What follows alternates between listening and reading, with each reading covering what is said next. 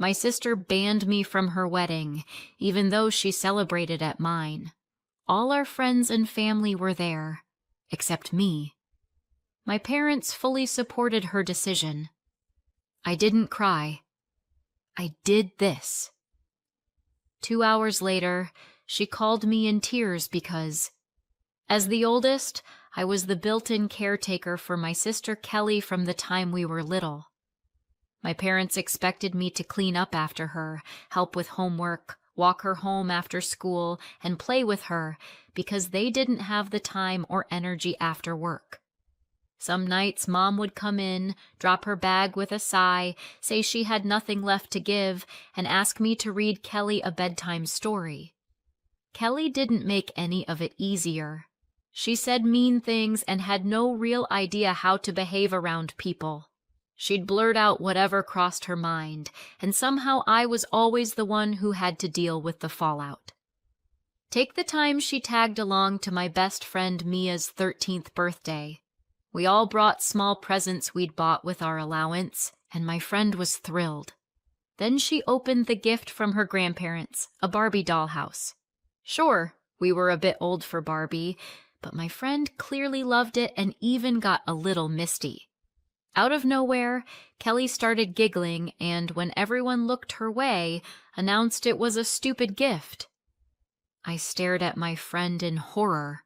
She looked stung by my sister's words, and Kelly just kept on giggling. I apologized to the birthday girl and said I'd take Kelly home. I was mortified by my sister's behavior, rude for no reason. Back at the house, I asked Kelly why she'd done that. She just smiled and said she'd only said out loud what everyone else was thinking, and it wasn't her fault if my friend got offended. I was furious and disappointed. Later, when I told our parents, hoping they'd explain she was out of line, they lectured me instead about being a good sister. I shouldn't be ashamed of Kelly in front of other people, they said, and maybe I should stop being friends with anyone who can't handle the truth.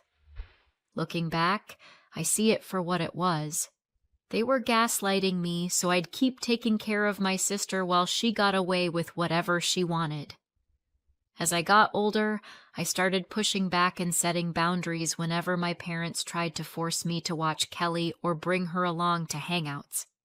I told them, plainly, that Kelly could spend time with her own friends, or they could keep an eye on her themselves, because I needed time for my own life. They accused me of trying to exclude her and said I was a bad sister since Kelly didn't have friends. It was true she didn't, but that was entirely on her. She was rude to everyone under the banner of honesty, and people got hurt.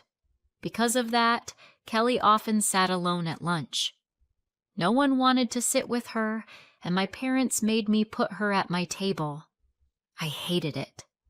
After enough parental lectures, I finally caved and let Kelly join me and my friends. Then I went to college, and that's when I finally felt real freedom. At first, my parents wanted me at a school close to home, but I worked hard and, thanks to a scholarship and a lucky break, got into a prestigious college a few 100 miles away on the East Coast. Mom begged me not to leave, said Kelly would miss me and I should be a good big sister. I didn't care.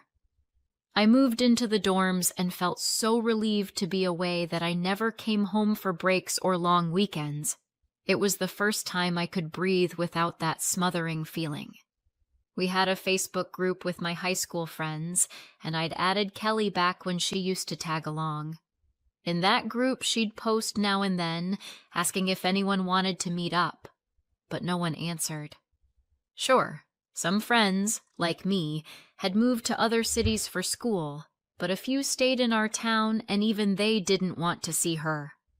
I realized they'd only tolerated Kelly because my parents forced me to bring her. Once I wasn't around, there was no reason to keep humoring her. I didn't blame them.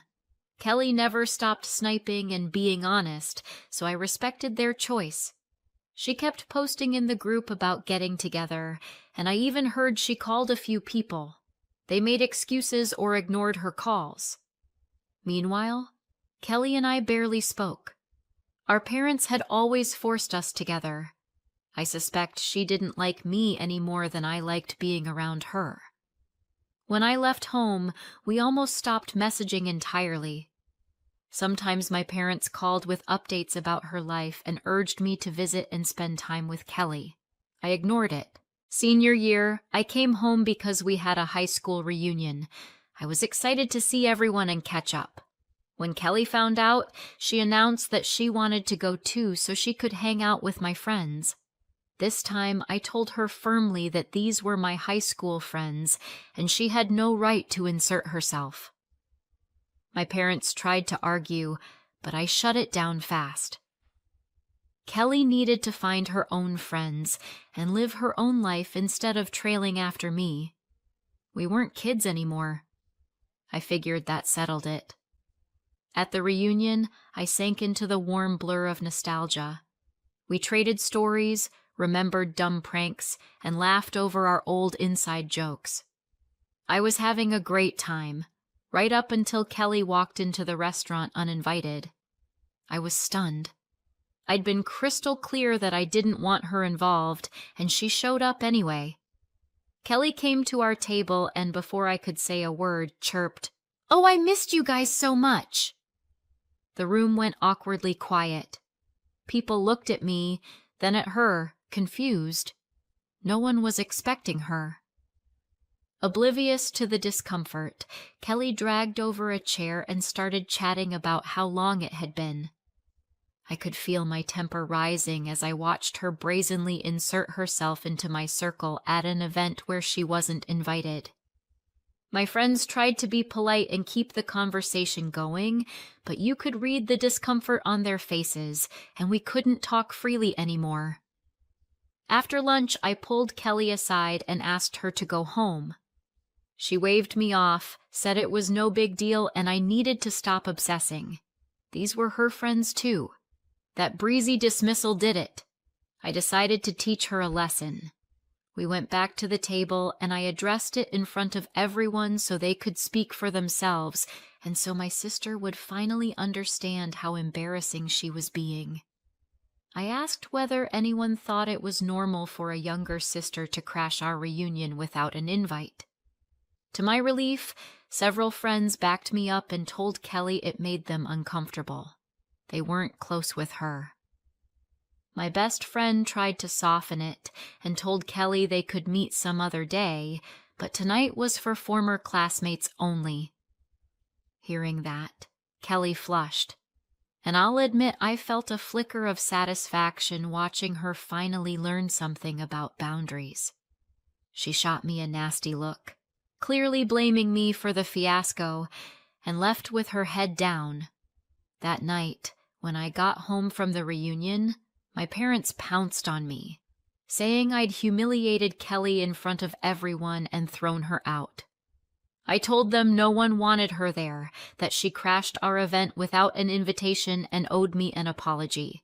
They kept insisting she was my sister and I needed to be more understanding. Mom said Kelly always struggled to make friends. People didn't want to hang out with her, and she'd been excited to see my friends because they'd always been kind to her. I pushed back. I'd put up with Kelly for years, but those people were kind only because they were my friends, not hers, and they never actually wanted to spend time with her. Kelly must have overheard our argument. She stormed into the room and declared that everybody loved her, and I was the one trying to take her friends away. I actually laughed and said, if that's true, then why, all these years, has not a single one of my friends engaged with you when you posted in our group chat or called them? Kelly looked wounded and started making excuses, that everyone was just busy. I cut in. They were busy avoiding you because they're not your friends. Maybe that sounded harsh, but I wanted her to hear the truth. Dad started in about how selfish I was and how I owed Kelly an apology. I stood firm. She crossed a boundary by showing up where she wasn't invited. There were going to be consequences. That was the last straw. the final crack that broke whatever we had left.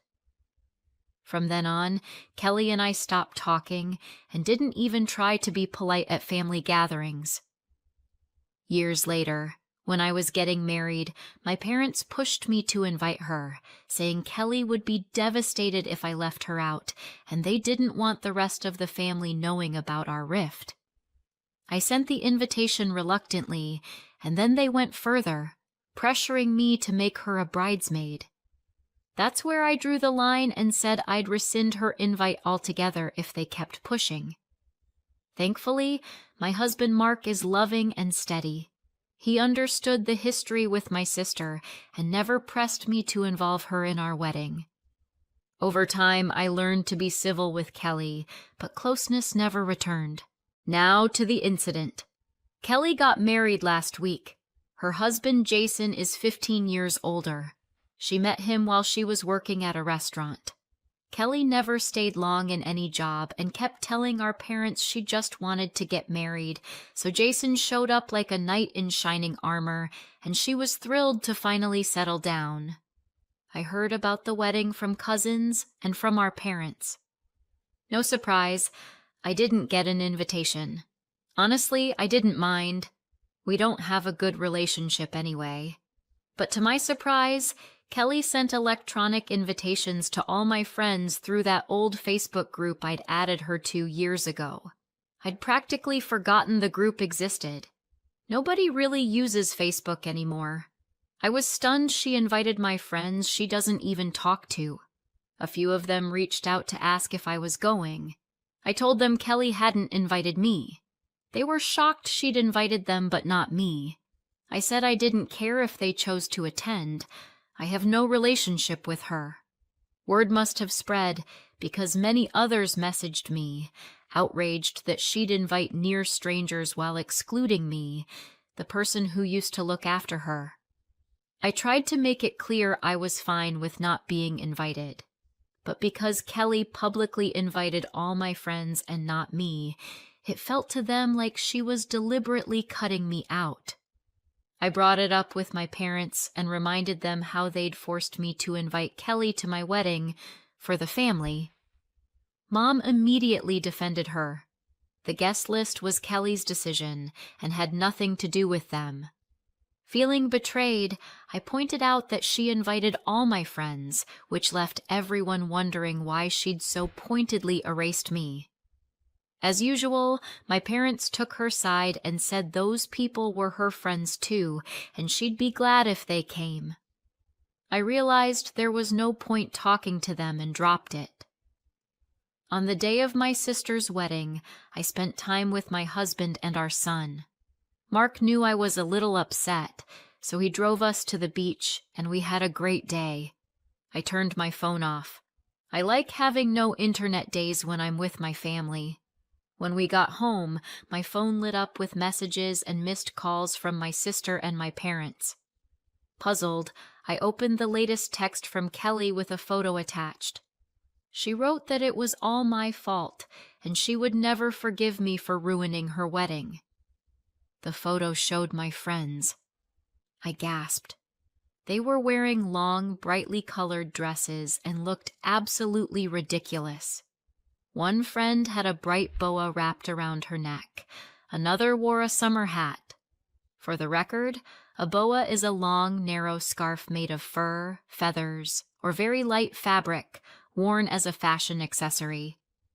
I couldn't understand why anyone would dress like that for a wedding.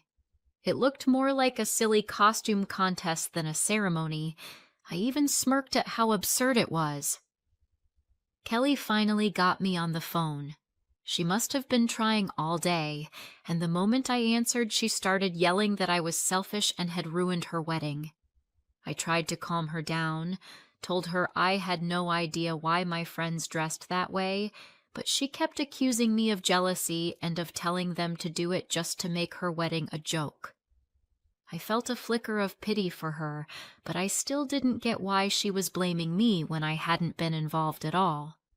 My parents chimed in with messages too, saying they were disappointed in me and that I should have stopped my friends from behaving like that, which, of course, is absurd.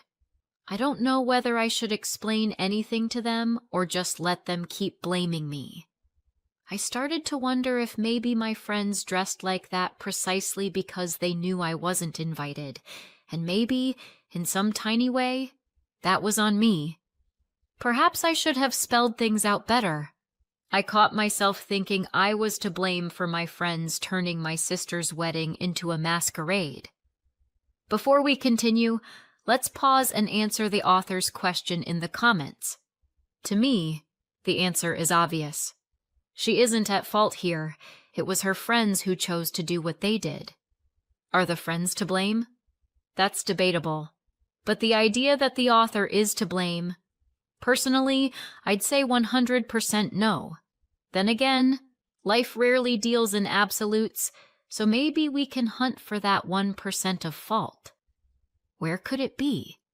Perhaps when she told her friends it was wrong for her sister to crash the reunion, and they took that to heart. But honestly, she was just stating her boundaries, which is not wrong. She tried to include her sister in her circle for years, and it never worked out. As for the friends, they could have simply not shown up.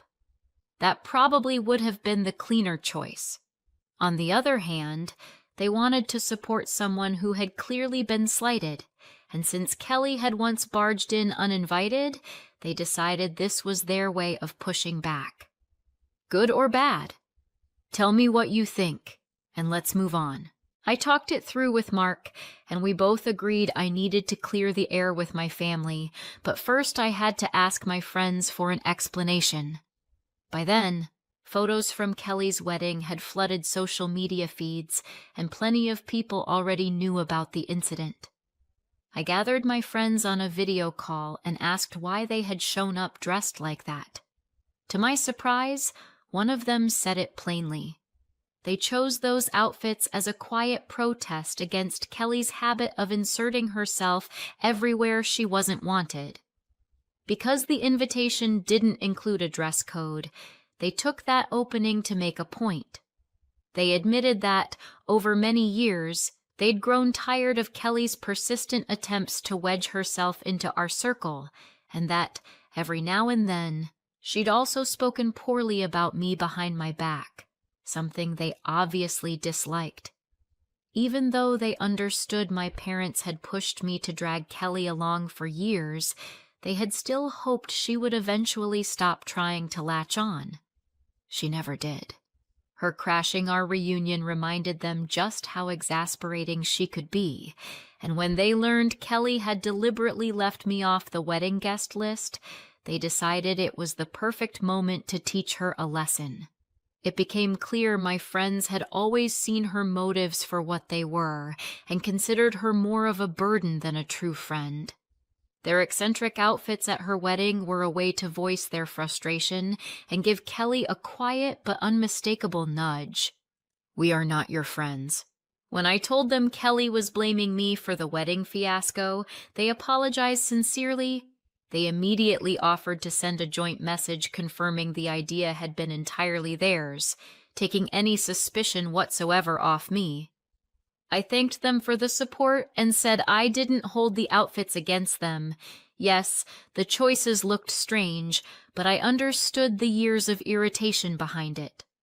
I added that what mattered most to me was for Kelly and my parents to get the message about boundaries and stop blaming me for something I didn't do. After the call, my friends wrote to Kelly in our Facebook group, explaining it had been their own idea and that I'd known nothing about it. I know Kelly read it, because instead of replying to them, she called me and started shouting that I was trying to dodge responsibility and manipulate my friends. She said her wedding was now a laughingstock in the family, and those ridiculous photos were making the rounds online. I understood why she was upset, so I kept my voice steady and explained she couldn't blame me for what my friends chose to wear to a wedding I wasn't even invited to. I told her that even after my friends had openly admitted I had nothing to do with it, if she still chose not to believe it, there was nothing else I could do. I emphasized I never intended to ruin her day. My friends were expressing their frustration with years of intrusive behavior. Despite everything I said, it was obvious Kelly wouldn't accept any version that didn't match her beliefs, so I ended the call quickly. My husband thinks our parents can help her sort it out, but I'm doubtful. I don't know whether there'll be any help, but this weekend I plan to talk with them and see if they can de-escalate the situation. A week went by. As expected, talking to my parents didn't help. If anything, it made things worse. The moment I laid everything out, the accusations came down on me. They said I should have controlled my friends, implying that those strange outfits were, in some way, my responsibility. My attempts to explain that I hadn't known about any plan went nowhere. True to form, my parents took Kelly's side, voiced their disappointment in me, and insisted I should have warned her about my friends. I was baffled and told them I hadn't been involved at all. My friends did it without telling me. But my parents, like Kelly, refused to believe it. Feeling misunderstood and increasingly frustrated, I realized fixing this with my family would be far harder than I thought. The strained relationship with Kelly and my parents' constant bias in her favor didn't leave much hope for a fair outcome. Mark came with me to that conversation and stood up for me. He told my parents that I am not the kind of person who would stab someone in the back, especially not my own sister. He said that on Kelly's wedding day we were out of town because we weren't invited, and we had no idea any of it was going to happen. He underlined how unfair it was to accuse me without a shred of proof. Mom countered that maybe I'd prompted my friends to dress that way when I told them I hadn't been invited. Mark answered that I had, in fact, told my friends I was fine with not being invited and that their choices were entirely their own. I could see my parents weren't going to budge, so I told them, if you refuse to believe me, there's no point in continuing this conversation. I also said that I had put up with my sister for years and taken care of her, but I wasn't going to be the family scapegoat anymore. I told them I'd decided to cut Kelly out of my life for good. Mom tried to argue, but Dad stopped her. We left after that, stepping back in the hope that time would cool things down and they'd eventually see the truth. Sadly, they still haven't reached out, which tells me they've chosen to stick with their version. It hurts to recognize that my parents clearly place my sister above me, even though I'm the one who always helped her. I don't know what comes next, but if they choose to back her, then so be it, even if that's disappointing. I blocked Kelly, and for now, I plan to keep it that way. 5 months have passed since then, and a lot has changed. First of all, I started therapy. Many of you suggested it. I had a lot of old wounds, and I genuinely needed to put my feelings into words and let out what had built up. Therapy changed my life. I feel lighter now. I finally know how to express myself in a healthier way, and I'm confident I did the right thing when I stood up for myself around Kelly's wedding. Over these months, my parents have tried to make contact from time to time, but instead of clarifying anything or even offering an apology for all the accusations, they acted as if nothing had happened. It didn't take me long to realize they wanted just one thing: access to my son, their only grandchild. So I cut them off completely. I don't want them to have any chance to treat my child the way they treated me. Meanwhile, Mark and I focused on our own life and leaned on each other. I've said it before and I'll say it again. Mark is a wonderful husband.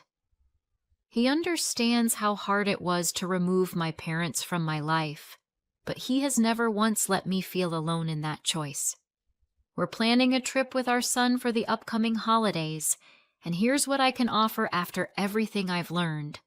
If you have a family member who is that toxic, please, for the sake of your mental health, remove that person from your life. Don't let them poison your days. Believe me, one day you will find someone who loves you exactly as you are. Thanks for watching. If you enjoyed the story, please like, subscribe, and leave a comment with your thoughts. See you in the next video.